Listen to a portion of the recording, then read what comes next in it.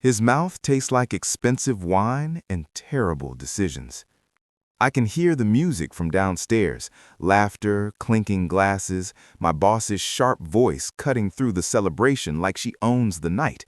She does, really. She owns everything. The company, the marriage, the lie we're all forced to swallow.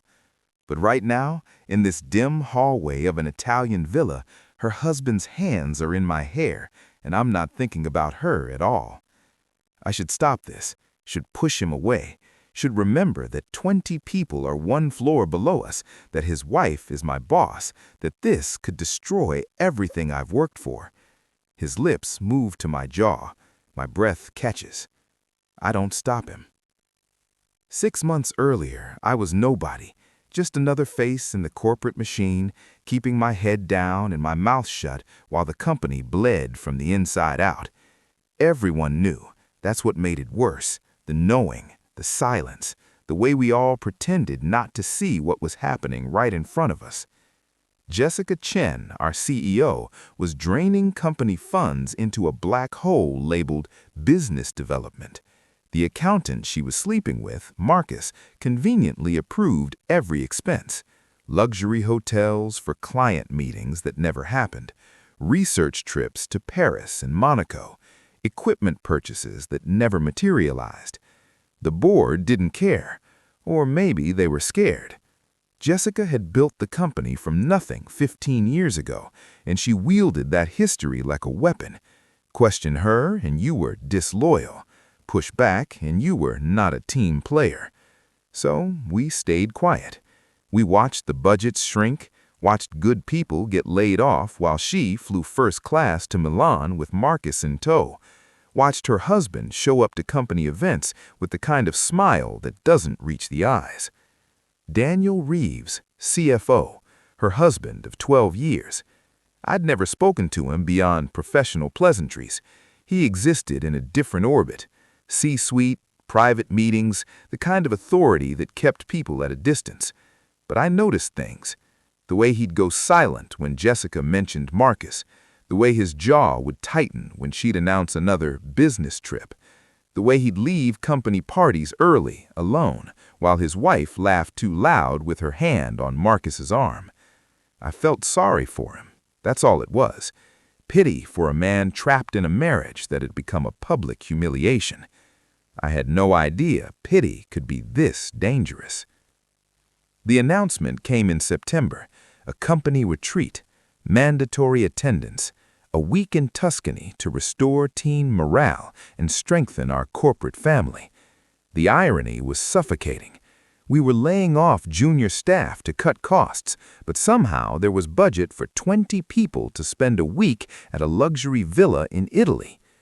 "This is an investment in our people," Jessica announced at the all-hands meeting, Marcus nodding beside her like a puppet.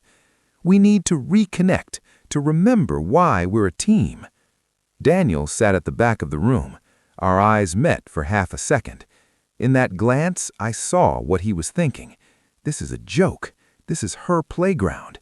This is another way for her to control everything while pretending it's for us. The real bombshell came 3 days before departure. To make this retreat truly about team building, room assignments will be random. No spouses will share accommodations. This is about breaking down silos and forming new connections across departments. I read it twice. Everyone did. It was brilliant in a cruel way. She'd engineered a week where she could share a room with Marcus or be conveniently placed near him, while her husband was shuffled off to sleep beside some random employee, all under the guise of team building. The woman was shameless. We drew numbers from a bowl at the pre-departure meeting. I pulled mine without looking, too numb to care. Room 7. "Who's got the other 7?" someone called out. "I do." Daniel's voice. Quiet, steady, resigned. My stomach dropped. Jessica laughed. "Well, that's fate for you. Daniel, behave yourself." She winked at the room. Everyone forced smiles. Daniel didn't react at all.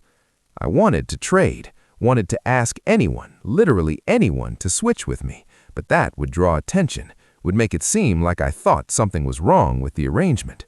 So I stayed quiet, just like I always did. The villa was obscene. Sprawling gardens, infinity pool, views of rolling Tuscan hills that belonged on a postcard.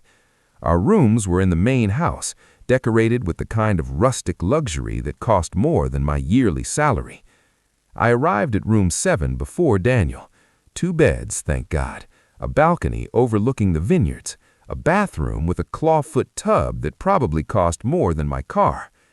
I was unpacking when he knocked, 2 soft taps, and entered. "Hey," he set his bag down, glanced around the room with the expression of a man attending his own funeral. "Well, this is awkward." Yeah, I tried to smile. Failed. For what it's worth, I didn't plan this. I know. He moved to the window, stared out at the view. She did. The bitterness in his voice was new, or maybe I'd just never been close enough to hear it before. "I can sleep on the floor," I offered. He turned, surprised. "What? No, don't be ridiculous. We're adults. We can share a room for a week without it being weird."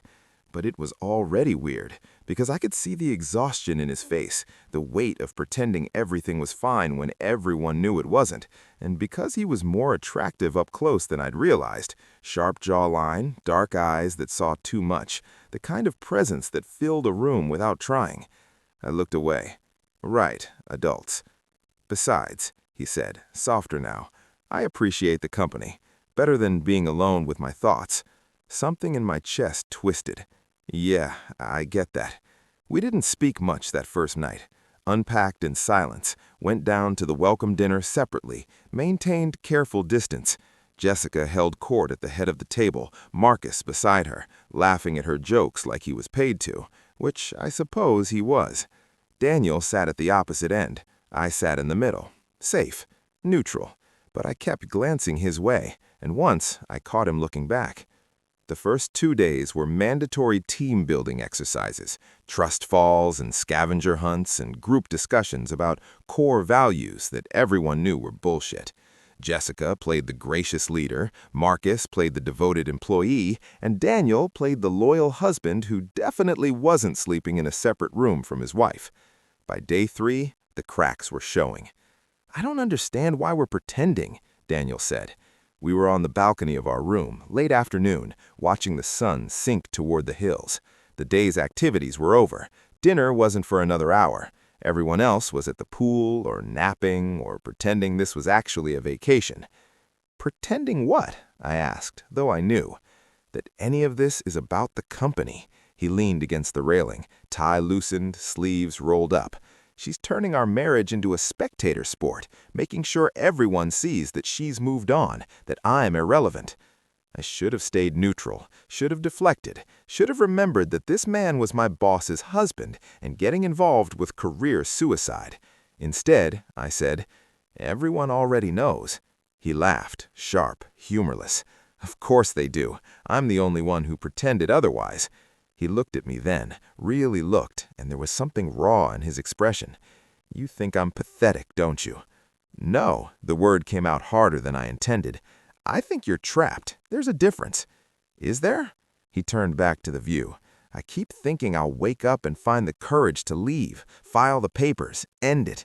But then I remember that she built this company, that she'd fight me for everything, that everyone would take her side because she's the visionary, and I'm just the guy who married her when she had nothing. That's not true, isn't it?" He rubbed his face. "Sorry, you didn't sign up to be my therapist." "It's fine." And it was, because for the first time since arriving, I felt like I was talking to a real person instead of a corporate automaton. "For what it's worth, I don't think you're pathetic. I think you're human." He smiled, small but genuine. "Thanks." We stood there in comfortable silence, watching the light fade, and I realized with creeping dread that I liked him, not as a boss or a distant figure of authority, but as a person, someone I could talk to, someone who made me feel less alone in this circus. It was the worst possible realization. Day 4. The villa's wine cellar, a tasting event that turned into something darker. Jessica suggested truth or dare. Like college, she said, already drunk, Marcus laughing beside her. Come on, we're all adults. Let's have some fun. No one wanted to play. Everyone played anyway. The first few rounds were harmless. Embarrassing stories, silly dares, the kind of manufactured bonding that felt hollow but safe. I was nursing my second glass of wine, hoping to stay invisible, when Jessica's eyes landed on me. Your turn, she said, smiling like a shark. Truth or dare? Truth, safer than whatever dare she had in mind. Have you ever had feelings for someone you shouldn't? She leaned forward, enjoying this. Someone off limits. The room went silent. Everyone was looking at me, including Daniel, seated across the circle, expression carefully blank. Yes, I said, because lying would be worse. Hasn't everyone? Ooh, cryptic, she grinned. Who? That's 2 questions. Come on. Those are the rules, Daniel cut in, voice calm but firm. 1 question per turn. Jessica's smile tightened. Fine, she spun the bottle. It landed on Daniel. Truth or dare, darling? The endearment sounded like a threat. Dare, he said. Her eyes glittered. I dare you to kiss the person in this room you find most attractive. The silence turned suffocating. Daniel didn't move, just stared at her with an expression I couldn't read. That's manipulative, Jessica. That's the game, Daniel, she shrugged, still smiling. Unless you're chicken. I wanted to disappear, wanted to rewind time and choose dare instead, or never come on this trip, or quit 6 months ago when I first realized how toxic this place was. Daniel stood, walked across the circle, stopped in front of me. Is this okay? He asked quietly, so quietly only I could hear. My heart is hammering, my throat is dry, I can't breathe. I nod. He leaned down. His hand cupped my jaw, and he kissed me, soft, brief but deliberate, not for show, not for the game, for himself. When he pulled back, his eyes held mine for 3 seconds that felt like 3 hours. Then he sat back down. The room erupted in nervous laughter, catcalls, someone making a joke about company bonding. Jessica's smile had frozen into something brittle and sharp. Marcus looked uncomfortable. Everyone else looked confused or amused or drunk enough not to care. I couldn't look at anyone. My face was on fire. My lips still tingled. He'd just kissed me in front of everyone, and he didn't look sorry at all. I fled the wine cellar the moment the game ended, claimed exhaustion, went straight to our room. My hands were shaking. My mind was racing. He kissed me, in front of his wife, in front of everyone. What the hell was he thinking? I was pacing when he came in 20 minutes later. He locked the door behind him, leaned against it, and exhaled. I'm sorry, he said. You're sorry? I turned on him. You just kissed me in front of the entire company. I know. Your wife saw. I know. He moved closer. I don't care. You don't... I stopped, stared at him. What? I don't care, he repeated, and there was something fierce in his voice now. She humiliated me, degraded our marriage in front of everyone we work with, set up this entire trip so she could flaunt her affair while I played the obedient husband. So I stopped playing. By kissing me? By kissing the one person in that room who's treated me like a human being this week. He took another step. We were close now, too close. I should have asked you first. I wasn't thinking. I'm sorry. Stop apologizing. The words came out rough. Then what do you want me to do? Kiss me again. The thought slammed into me with terrifying clarity. I want you to kiss me again. But I didn't say it, because this was insane, because he was married, my boss's husband, and this could ruin everything. I don't know, I whispered. He reached out, hesitated, then let his hand drop. I'll sleep at the pool house tonight. Give you space. I've already caused enough damage. Daniel, it's fine. He grabbed his phone, moved toward the door. I'll see you tomorrow. He left before I could stop him. I didn't sleep. The next morning, everything changed. Jessica found out. Not about the kiss. Everyone had seen that, and she'd laughed it off as a game. No, she found out about the photos.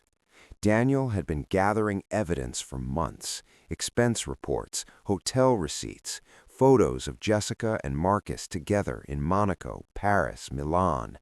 Every piece of proof he needed to show the board what everyone already knew. But Jessica found out first.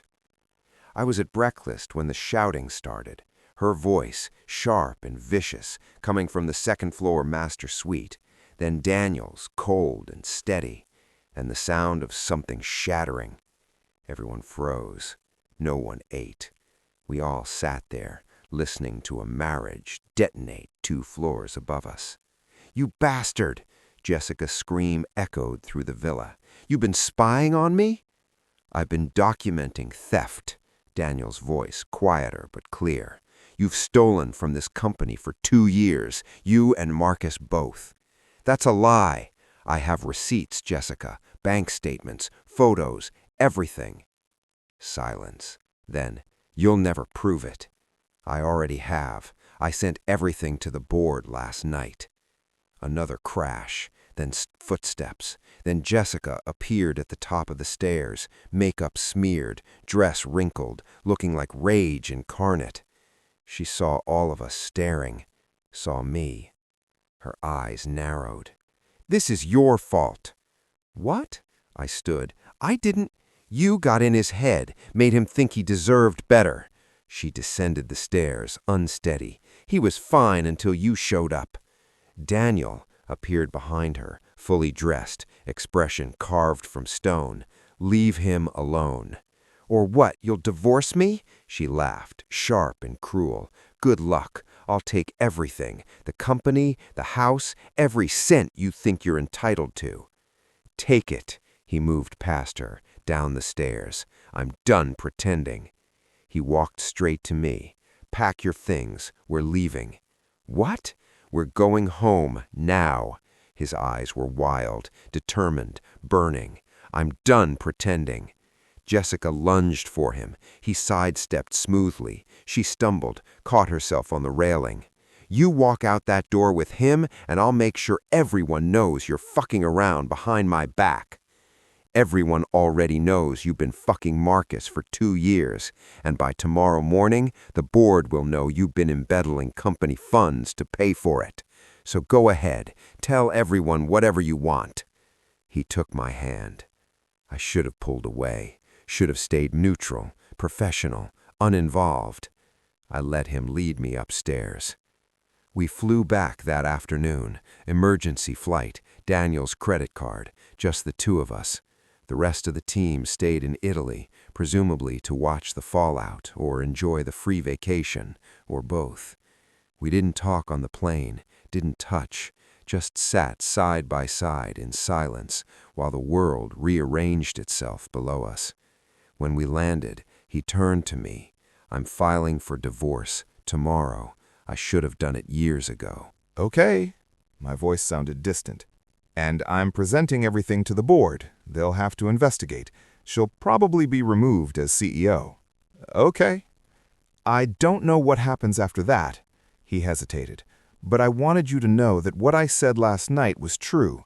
You're the only person who's made me feel like myself in years.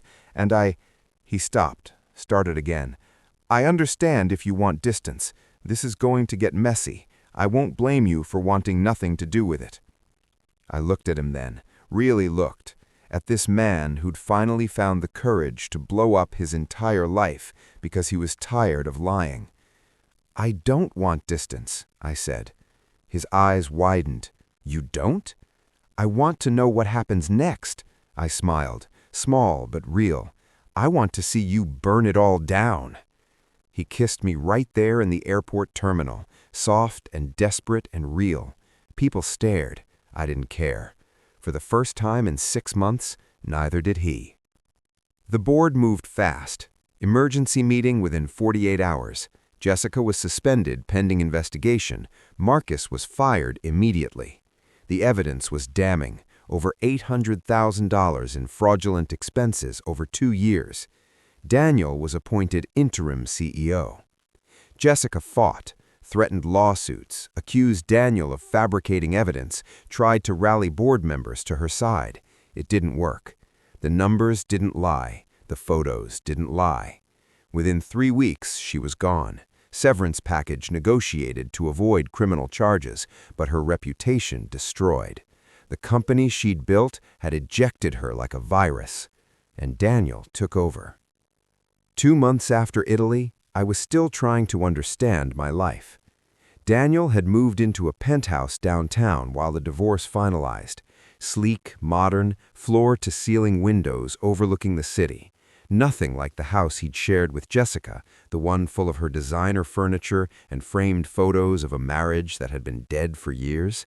This place was his, clean slate, new beginning. And somehow, I'd become part of it. "Stay," he'd said the first night he brought me there. "Just for tonight. I don't want to be alone." 1 night became 2, then 3. Then I stopped towing home except to grab clothes. We never discussed it, never made it official. I just stayed. At work, we were careful, professional. He was the CEO now, and I was still a mid-level project manager. We couldn't afford rumors, couldn't give anyone ammunition to claim favoritism or impropriety. But God, the restraint was killing me. Every morning, I'd arrive at the office and take the elevator to the 15th floor. Most days, I was alone, but sometimes, maybe once a week if we were lucky, Daniel would step in just as the doors were closing. The first time it happened, we just looked at each other. He was in a charcoal suit that fit him like sin, tie perfectly knotted, every inch the powerful executive. I was in my standard button-down and slacks, clutching my coffee like a lifeline. "Morning," he said. "Morning." My voice came out rougher than intended. The elevator climbed. 12, 13, 14. He moved so fast I didn't see it coming. I dropped my coffee, didn't care, just grabbed his jacket and pulled him closer, kissing him back with all the pent-up want I'd been suppressing for days. The elevator chimed. 15th floor. He pulled back, breathing hard, and straightened his tie. "Sorry, I've been wanting to do that all week." "Don't apologize." I picked up my now empty coffee cup, hand shaking. "Just warn me next time." He smiled. "Where's the fun in that?" The doors opened. We stepped out in opposite directions, professional masks back in place. No one saw, no one knew, but I could still taste him on my lips for hours. It became a game, a dangerous, addictive game. I'd time my arrivals to match his schedule. Some days he'd be already in meetings. Other days the stars would align. Empty elevator, 15 floors of stolen time, his hands in my hair and mine pulling at his shirt. "We're going to get caught," I gasped one morning, his mouth on my neck, his hands on my waist. "I know." He didn't stop. "Don't care." "Daniel!" The elevator chimed. 10th floor. Someone was getting on.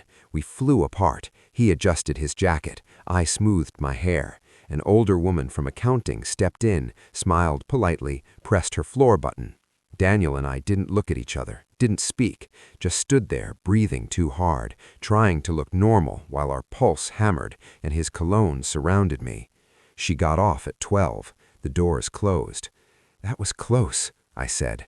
"Too close," he grinned. "Let's do it again tomorrow." But it wasn't just the elevator. He started finding excuses to stop by my desk, asking about projects that didn't need his attention, dropping off files that could have been emailed, standing too close while reviewing reports, his hand brushing mine, his voice low enough that only I could hear. "You're being obvious," I told him one afternoon, after he'd spent 20 minutes discussing a budget that was already approved. "Am I?" He leaned against my desk, arms crossed, looking entirely too pleased with himself. "Yes, people are starting to notice. Let them." He glanced around. The floor was mostly empty, everyone at lunch, then leaned down, voice dropping to a whisper. "I'm tired of pretending I don't think about you every second of the day." Heat flooded through me. "Daniel, come to my office after everyone leaves. I need to discuss something with you." "Discuss?" "Extensively." His eyes darkened. "At length." I shouldn't have gone. should have maintained boundaries, kept things professional, remembered that he was the CEO and I was supposed to be proving I earned my position on merit. I went anyway. His office at 7 p.m. was a different world. Floor-to-ceiling windows, city lights sparkling below, the kind of quiet that only comes when everyone else has gone home. He was at his desk when I knocked, tie loosened, sleeves rolled up, glasses on, which I'd learned meant he'd been staring at spreadsheets for hours. "Lock the door," he said without looking up. I did. My heart was already racing. He stood, moved around the desk, and kissed me before I could speak, deep and possessive and real, like he'd been starving for this all day. "I can't stop thinking about you," he breathed against my lips. "It's becoming a problem." "A problem?" I pulled him closer. "How so?" "Can't focus in meetings, keep losing my train of thought. This morning I called the board chair by your name." He kissed me again, softer. "You're ruining my reputation as a competent executive." I laughed. Poor baby. "Don't mock me," but he was smiling, that rare, genuine smile that transformed his whole face. "I'm trying to be professional. You're making it impossible." "Good." I tugged at his shirt. "I like you better when you're not professional." "We shouldn't," he panted, even as his hands moved lower. "Don't stop." He didn't stop. After, we lay on his office couch, clothes half on, breathing hard, the city lights casting shadows across the ceiling. "This is insane," I said. "I know," he pulled me closer. "Don't care." "People will find out eventually." "I know." He pressed a kiss to my temple. "Still don't care." I turned to look at him. "Are you really okay with this? The scandal? What people will say?" His expression went serious. "I spent 12 years in a marriage that made me miserable because I was scared of what people would say, scared of failure, scared of starting over." He touched my face, gentle. "I'm done being scared. If people want to talk, let them. You're worth it." Something in my chest ached. "I don't want to make your life harder. You make my life better." He kissed me softly. "Everything else is just noise." 3 months into his tenure as CEO, Daniel called me into his office during work hours. Official meeting, calendar invite, no hidden agenda. I was confused until I saw the way he was sitting, formal, CEO mode, the mask firmly in place. "We need to talk," he said. Dread curled in my stomach. "Okay." "I'm moving." He slid a folder across the desk. "I bought a house. Well, a mansion, technically. Estate sale. Been on the market for months. It's excessive." I opened the folder. Photos of a sprawling property. Modern architecture, huge windows, manicured grounds, pool, guest house, the kind of place that belonged in magazines. "It's beautiful," I said carefully. "Congratulations?" He went around the desk. "I want you to move in with me." I looked up sharply. "What?" "Move in with me to the mansion." He stood, moved around the desk.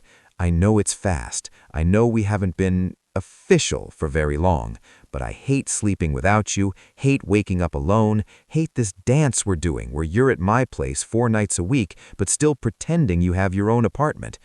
"Daniel, I'm not asking you to marry me. Not yet." He took my hands. "I'm just asking you to stop pretending this is casual, because it's not for me. You're the first thing I think about in the morning and the last thing I think about at night, and I want to wake up next to you in a place that's ours, not mine, ours." My throat was tight. "That's a big step." "I know." He squeezed my hands. "And if you're not ready, I understand. But I need you to know that I'm all in, completely, no reservations. I want a life with you." I looked at the photos again. The massive house, the pool, the guest rooms, the office space, the life he was offering. "There's a library," he added quietly. "I know you always wanted a room full of books." That did it. The fact that he'd remembered, that he'd thought about what I wanted when he was buying a house for us. "Okay," I said. His eyes widened. "Okay? I'll move in," I smiled, feeling light and terrified and completely certain all at once. "Let's do this." He kissed me then, soft and sweet and full of promise, and I realized this wasn't just about a house. It was about commitment, about choosing each other publicly, permanently, without apology. It was terrifying. It was perfect. We moved in 2 weeks later. I gave notice at my apartment, packed up my life, and merged it with his in a house that was obscenely too big for 2 people. "We'll grow into it," Daniel said, watching movers carry in boxes. "Or get lost in it," I replied. "Seriously, this place has 7 bedrooms. What are we going to do with 7 bedrooms?" He grinned. "I'm sure we'll think of something." The first night in the mansion was surreal. We ordered takeout because neither of us could find a kitchen properly, ate on the floor of the empty living room. "This is crazy," I said, lying in his arms in a bed that could fit 4 people. "A year ago, you were married to my boss, and I was just trying to survive my job. Now I'm living in a mansion with the CEO. "Now you're living in a mansion with your boyfriend," he corrected, "who happens to be CEO. "Is that what you are, my boyfriend?" "What else would I be?" "I don't know. Partner? Significant other? The man's whose office couch I've defiled multiple times?" He laughed. "All of the above. But boyfriend works, assuming you're okay with that label." "I'm okay with it." I kissed his shoulder. "I'm okay with all of this." And I was. Despite the insanity, despite the speed, despite every rational reason to pump the brakes, I was happy. For the first time in years, I was genuinely, completely happy. But happiness, I was learning, made people nervous. The rumors started slowly. Whispers about favoritism, questions about how I'd gone from mid-level manager to living with the CEO in under 6 months. Speculation about whether I'd earned my position or slept my way into it. I tried to ignore it, tried to focus on my work, prove myself through results, show that I deserved to be there. But people talked, they always do. "There's a board meeting next week," Daniel told me one night over dinner. "They want to discuss workplace relationships and conflicts of interest." My stomach dropped. "They're going to make you choose, the company or me." "No," his voice was hard. "They're going to try, but I'm not the interim CEO anymore. I've been officially appointed, which means they need cause to remove me, and being in a relationship isn't cause." "But I've already talked to legal. As long as there's no direct reporting relationship between us, which there isn't, we're not violating any policies. They can be uncomfortable all they want. They can't force us apart." I pushed food around my plate. "This is my fault. If I'd kept my distance, then I'd be miserable." He reached across the table, took my hand. "I don't regret this, any of it, and I won't let them make you feel like you've done something wrong." "I just don't want to be the reason you lose everything you've worked for." "You're not." He squeezed my hand. "You're the reason I finally have something worth working for." The board meeting was tense. Daniel went in prepared. Documentation of my work performance, project outcomes, peer reviews that predated our relationship, proof that I was good at my job regardless of who I was sleeping with. It worked, mostly. The board couldn't find grounds to object beyond general concerns about optics. Daniel reminded them that optics were less concerning than embezzlement, which seemed to shut down the conversation. But the damage was done. People knew, officially. The CEO was living with an employee, and everyone had opinions. Some were supportive. "Good for him," a colleague told me. "After what Jessica put him through, he deserves to be happy." Others were less kind. "Must be nice," someone muttered in the break room, "having connections." I learned to ignore it, learned to let my work speak for itself, learned that people would think what they wanted regardless of the truth. And slowly, painfully, the whispers faded. New scandals emerged. Other gossip took center stage. We became old news. Just the CEO and his boyfriend, living in a mansion, building a life.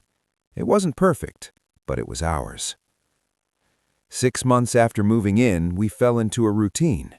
Daniel would wake first, always, and make coffee while I slept for 15 more minutes. I'd find him in the kitchen, reading news on his tablet, cup waiting for me. We'd drive to work separately, maintaining the illusion of professionalism, but text throughout the day. Stupid things, inside jokes, photos of our lunch, countdown to when we could go home. Evenings were ours. Sometimes we'd cook together, fumbling through recipes and laughing when things went wrong. Sometimes we'd order in and eat in front of the TV like normal people. It was domestic, comfortable, real, and I was terrified of how much I loved it. "You're thinking too loud," Daniel said one night. We were in the library, his gift, my sanctuary, curled up together on the oversized chair by the window. "Sorry," I turned a page in my book without reading it. "What's wrong?" "Nothing." "Liar." He took the book from my hands, set it aside. "Talk to me." I hesitated.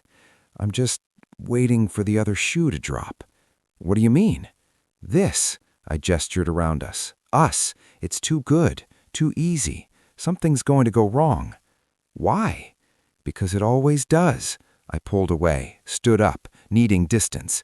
"Good things don't last, especially not things this good." He was quiet for a moment. Then, "Jessica really did a number on you, didn't she?" I turned. "What?" "This fear that happiness is temporary, that you don't deserve good things." He stood, moved closer. "I spent 12 years watching her tear people down, make them feel small, unworthy. I won't let her do that to you from a distance." "It's not just her." "Yes, it is." He cupped my face, gentle but firm. "You are allowed to be happy. You're allowed to have this. We both are." I wanted to believe him. God, I wanted to. "What if you wake up one day and realize this was a mistake?" The words came out small, vulnerable. "What if you regret choosing me over everything else?" "Not possible." He kissed my forehead. "You're the best decision I ever made." But life had other plans, because 2 months after what we'd been afraid of came crashing down. Jessica was back. I found out from Daniel's assistant. She called my cell during lunch, voice urgent. "Jessica Chen is in the building. She's demanding to see Daniel. Security doesn't know what to do." My blood ran cold. "Where is she now?" "Lobby, but she's making a scene. You should get down here." I took the stairs, too anxious to wait for the elevator, burst into the lobby to find Jessica arguing with security, mascara running, hair disheveled, designer dress wrinkled like she'd slept in it. She looked destroyed. "I need to see my husband," she was shouting. "You can't keep me from him." "Ma'am, he's your ex-husband, and he's not taking visitors." "I don't care. I need to talk to him. Please, please, just let me see him." I should have stayed out of it, should have let security handle it. But something in her desperation made me step forward. "Jessica." She spun, saw me, her face twisted into something ugly. "You." "Let me call Daniel," I said carefully. "See if he'll come down." "Of course you have his direct line now." She laughed, bitter and sharp. "Of course you're the one with access." I ignored that, pulled out my phone. Daniel answered on the first ring. "Jessica is in the lobby. She's asking to see you." Silence. Then, "Tell security to escort her out." "Daniel, she's—" I glanced at her, saw the desperation, the fear. "She's not okay. Something's wrong." Another pause.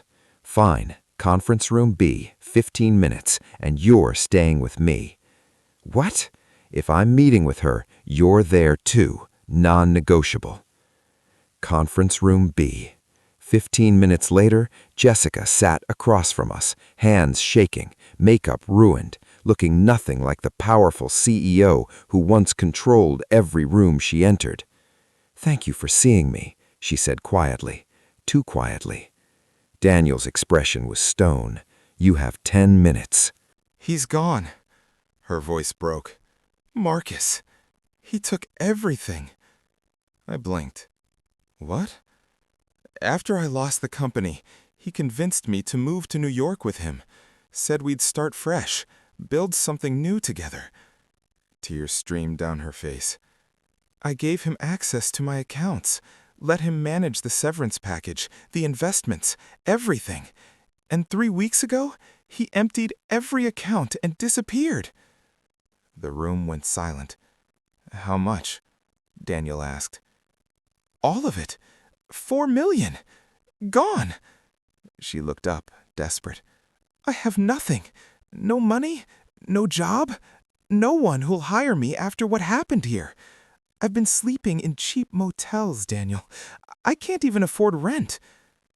Part of me wanted to feel satisfied, wanted to watch her suffer the way she'd made Daniel suffer. But looking at her now, broken, desperate, completely destroyed, I just felt sad. Why are you telling me this? Daniel's voice was cold. Because I need help. She wiped her eyes. I know I don't deserve it.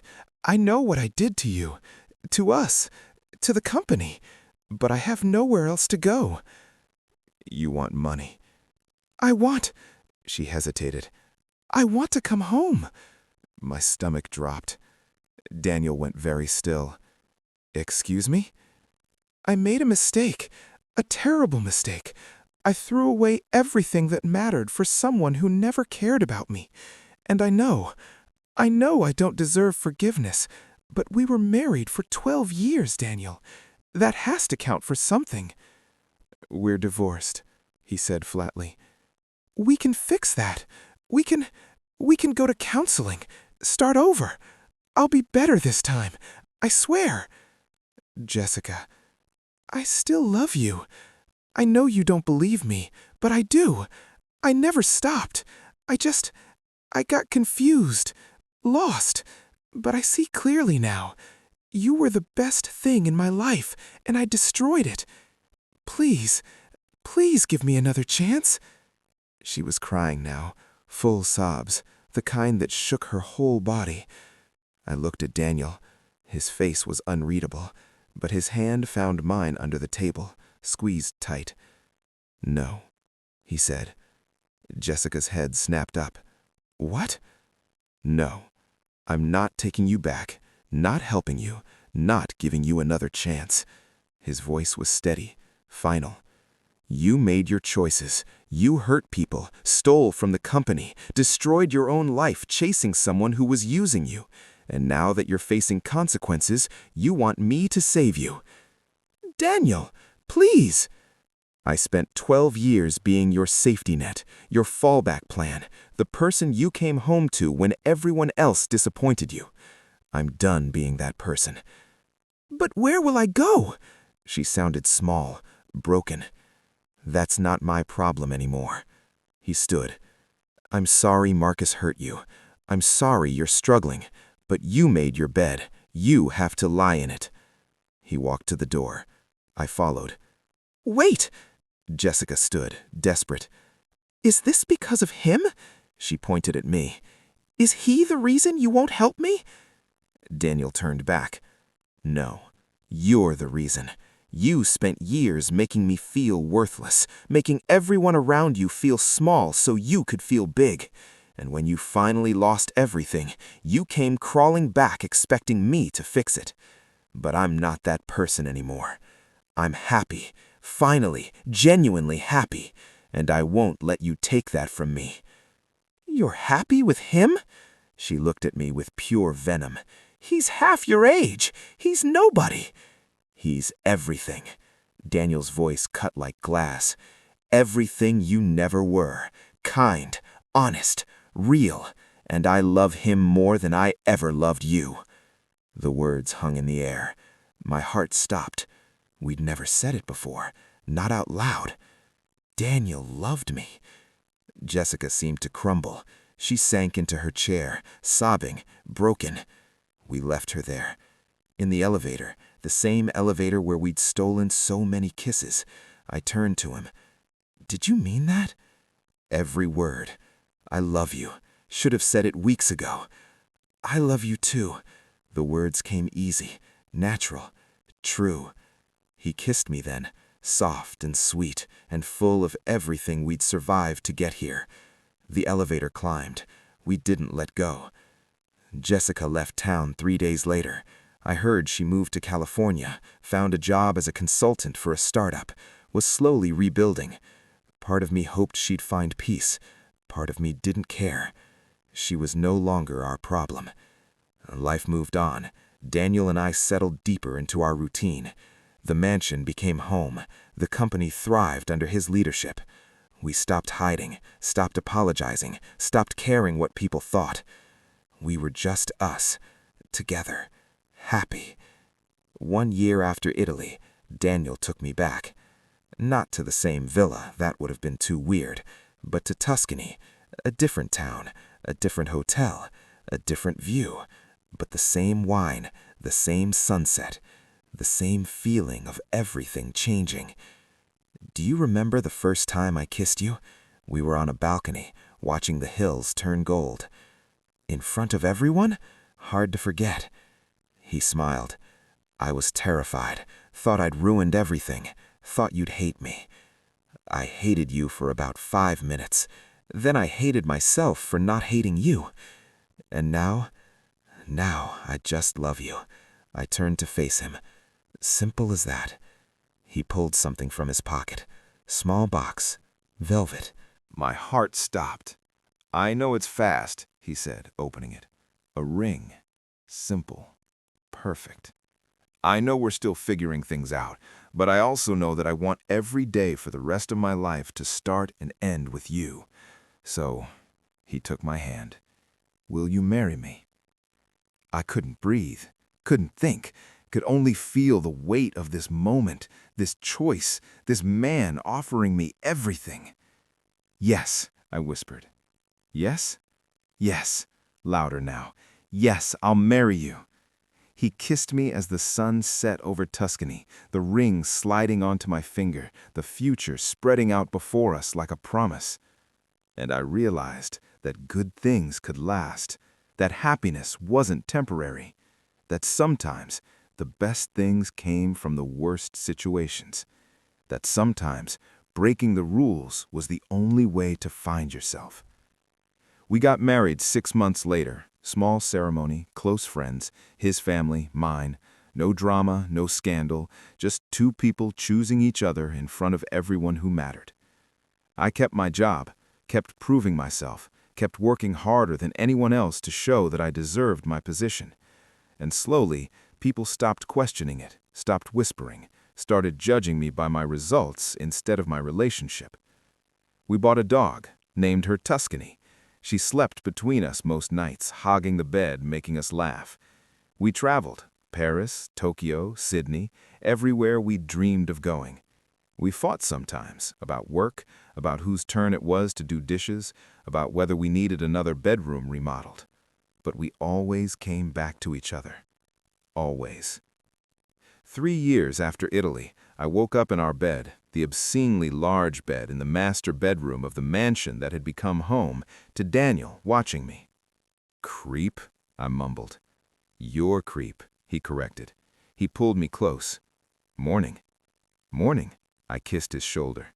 What time is it? Early. Go back to sleep. But I was awake now.